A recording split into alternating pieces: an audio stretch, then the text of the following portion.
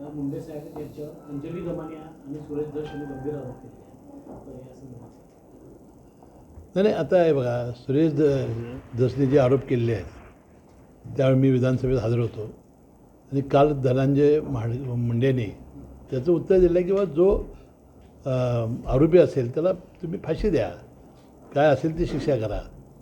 त्यांनी पूर्णपणे सांगितलं ते माझे मित्र होते हे त्यांनी मान्य केलेलं आहे, परंतु ते जर असतील त्यात तर त्याला शिक्षा द्या अशी स्पष्ट भूमिका त्यांनी मांडलेली आहे. भाजप त्यांना टार्गेट करते असं वाटतंय का तुम्हाला? नाही बघा, भाजप टार्गेट करते असं काही प्रश्न नाही. सुरेश जस भाजपचे ते लावून धरावं लागले सगळे नाही, तो प्रश्न वेगळा आहे. तो आता मुख्यमंत्री देवेंद्र फडणवीस साहेब त्यांना बोलवून काय जे योग्य असेल त्याची चौकशी व्हायला काय हरकत नाही. अंजली दमानियांना काल रात्री त्यांना फोन आला होता की जे मारेकरी आहेत त्यांची हत्या झालेली आहे. तीन मारेकऱ्यांची हत्या झाल्याचे काही पुरावे अंजली दमानिया आता देवेंद्र फडणवीस साहेब अतिशय कार्यक्षम आपल्याला मुख्यमंत्री लाभलेले आहेत.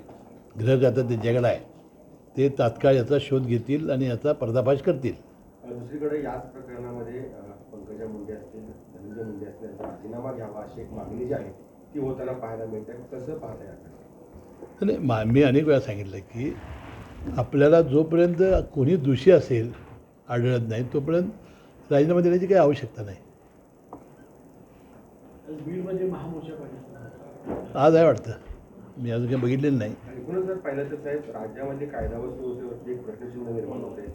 कुठे लहान मुलींवरती अपहरण असेल, बलात्कार असेल अशा घटना आहेत त्या घडत आहेत. दुसरीकडे अशा सरपंचांच्या हत्येचं हल्ल्याचं प्रमाण जे आहे ते वाढतंय.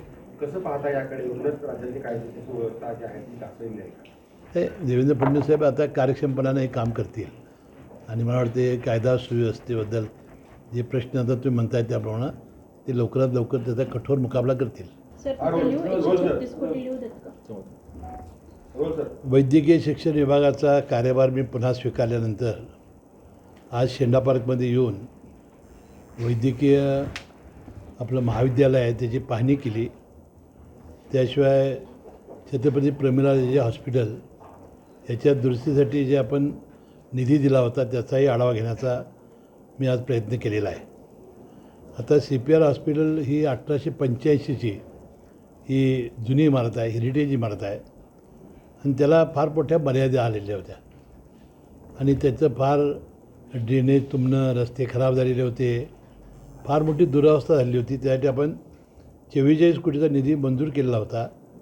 एकूण 27 इमारती त्या आवारामध्ये आहेत, त्यापैकी आता 2 इमारती पूर्ण झालेल्या आहेत आणि आता राहिलेल्या इमारतींचं 7 इमारतींचं 25% काम पूर्ण झालेलं आहे. त्यामध्ये दुधगंगा इमारतीपैकी 8 जे वॉर्ड आहेत त्यापैकी 4 वॉर्ड पूर्ण झालेले आहेत. तुम्ही जाऊन बघितलं तर अतिशय चकाचक आता आपण जे प्रेझेंटेशन बघितलं त्यामध्ये अतिशय उत्कृष्ट काम त्यांनी केलेलं आहे. विधगंगा जी इमारत आहे त्याचं 20% काम झालेलं आहे.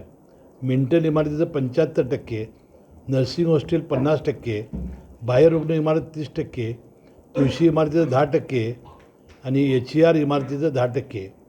आता ही जी इमारतीचं काम सुरू आहे 7 ते मार्च 2025पर्यंत काम पूर्ण करण्याचं कंत्राटदारांनी आम्हाला सांगितले आणि अधिकाऱ्यांनी 10 इमारती या दिवाळीपूर्वी होणार आहेत. सब्जेक्ट टू त्यांना निधी दिल्याप्रमाणे निधी आपण दिला की तशा त्या इमारती पूर्ण करणार आहेत. त्यामुळं CPR याचा पूर्णपणानं चेहरा आणि मोहरा आपला बदललेला दिसेल आणि नवीनच एक हॉस्पिटल तयार झालेलं आपल्या लक्षामध्ये येईल. तर या शेंडा पार्कमध्ये जवळजवळ 30 हेक्टर जमीन आपल्याकडं आहे आणि त्याचा एक लेआउट त्यांनी चांगला तयार केलेला आहे. त्यामध्ये आपण 150 क्षमतेचं मुलीचं वसतिगृह, शवविच्छेदनगृह इमारत आणि व्याख्यान आणि परीक्षा कक्ष हे परवा अजितदादा पवारांच्या हस्ते लोकार्पण केलं होतं आणि प्रत्यक्ष सोमवारी याचा वापरास सुरुवात होणार आहे. मी स्वतःच येऊन त्याची सुरुवात करणार आहे. त्याशिवाय या कॉम्प्लेक्समध्ये या रस्ते त्यानंतर लँडस्केपिंग ही कामं मंजूर झालेली आहेत, त्याचंही काम मोठं झपाट्यानं सुरू आहे. त्याशिवाय यामध्ये 125 निवासी आणि 125 क्षमता आंतरवासीचा डॉक्टर्स यांचे वसतिगृहाचं काम सुरू आहे. महिला वसतिगृहाचं काम चालू आहे. 150 क्षमतेचे मुलींचं वसतिगृह, 150 क्षमतेचं मुलांचं वसतिगृह आणि 150 BSc परिचारिकेचे वसतिगृह आणि 300 परिचारिकांच्याकरते परीक्षा केंद्र हे काम आता आपण सगळं मंजूर केलेलं आहे. त्याशिवाय कामाच्या निविदा निघालेल्या आहेत. त्यानंतर आता कॉन्ट्रॅक्टर फिक्स झालेला आहे. त्याशिवाय न्याय वैद्यकशास्त्र इमारतीचं काम आणि बॅडमिंटन कोर्ट हे देखील यामध्ये हाती घेण्यात आलेले आहेत. मला वाटतं हे सगळं काम हे किती वर्ष 2 वर्ष हे सगळे मिळून 175 कोटी. 175 कोटीचं काम आहे. हे 2 वर्षात पूर्णपणानं होतील. आणि जे 1100 बेडचं हॉस्पिटलचं काम आहे ते अद्याप सुरू झालं नाही. मंगळवारी मी मंत्रालयामध्ये बैठक बोलावलेली आहे. ते लवकरात लवकर ते काम होऊन मला वाटतं ते 1100 बेडचं काम 2-2.5 वर्षात पूर्ण होईल असा मला विश्वास आहे. आता CPRचं काम मार्च 2023पर्यंत 7 इमारती पूर्ण होतील आणि दिपावळीला राहिलेल्या सगळ्या इमारती पूर्ण होतील, सब्जेक्ट टू निधी दिल्यानंतर. मुख्यमंत्री साहेबांनी प्रत्येक मंत्र्यांना 100 दिवसामध्ये तुम्ही नेमकं काय करणार आहे याचा काय रोडमॅप तुमचा तो द्या म्हणून सांगितले. त्याच्यामध्ये तुमच्या रोडमॅपमध्ये काय काय आहे? नाही, माझा रोडमॅप माझे अधिकारी तयार करत आहेत. उद्या किंवा परवा आम्ही नेऊन देणार आहोत. राज्याचा आहे तो, त्यामुळे मला आज सगळं ताबडतोब सांगता येणार नाही. 100 दिवसाचा रोडमॅप आम्ही तयार केलेला आहे. राज्यातील वैद्यकीय महाविद्यालयामध्ये आणि विशाल इंग्लिश कोल्हापूरमध्ये विशाल एंटरप्राइजेस बोगस औषधं पुरवठा केलेला आहे. त्याच्या चौकशीसाठी SIT नेमलेली आहे. काय झालं होतं, औषध पुरवठा जो आहे तो पुरवठा शासन करत नाही, म्हणजे वरून होत नाही. त्यासाठी हापकीने एक संस्था निर्माण केली होती. हापकीनं अजिबातच केलं नाही म्हणून प्राधिकरण तयार केलं. त्या प्राधिकरणाने किती केले काय माहिती नाही. नंतर आपण आमच्या आणि सार्वजनिक आरोग्याचा काही निधी आम्ही डीनच्या लेवलला दिला की तुम्ही टेंडर काढा, GM पोर्टलवर टाका किंवा तुम्ही ते करा. आणि एक जिल्हा नियोजन मंडळाचा ते जिल्हाधिकारीच्या कमिटीखाली अधिकारी कमिटीचं आहे.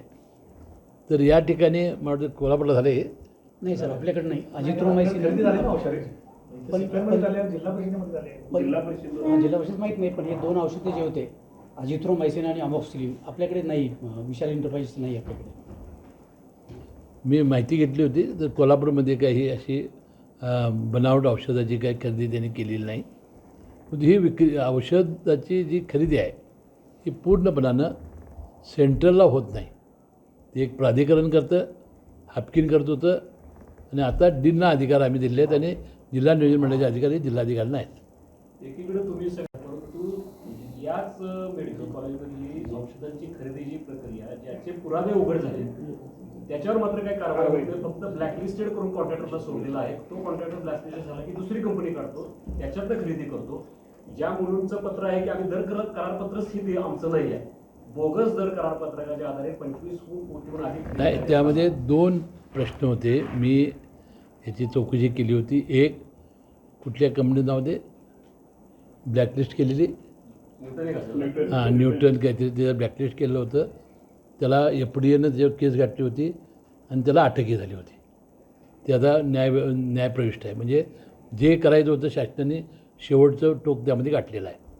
आता दुसरी जी कंपनी आहे की दरपत्रक तुम्ही म्हणताय त्याची चौकशी सुरू आहे. मला वाटते त्याबद्दल आपण आयुक्तांच्या अधिकारी कमिटी नेमली होती, त्यांनी रिपोर्ट दिलेला आहे.